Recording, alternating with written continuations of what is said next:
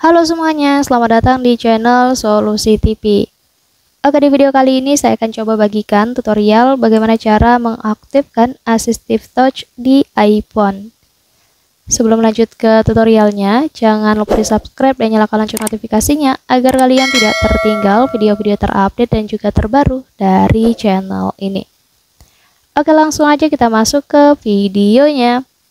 Jadi selain video ini, teman-teman juga bisa tonton ya video saya lainnya, yaitu tutorial bagaimana cara mengatasi notifikasi panggilan WhatsApp yang tidak muncul di HP Xiaomi.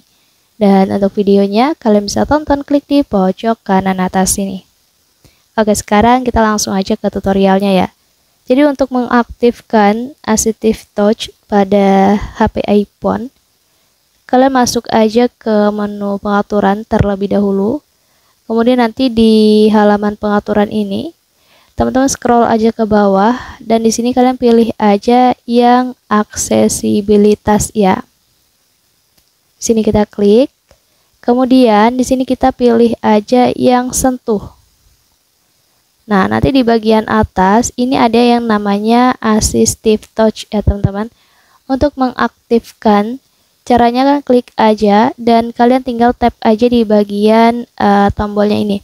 Untuk yang belum aktif masih seperti ini, kalian aktifkan caranya tap seperti ini. Nah, kalau sudah aktif otomatis nanti di bagian layar ini akan muncul tombol yang seperti ini ya teman-teman. Jadi tombol ini bisa kita tarik ke tepi layar manapun ya. Jadi untuk Assistive Touch ini juga sebenarnya bisa ditambahkan ya ke pintasan aksesibilitas untuk akses cepat dari pusat kontrolnya ya teman-teman. Mungkin cukup untuk tutorialnya, semoga bermanfaat. Selamat mencoba.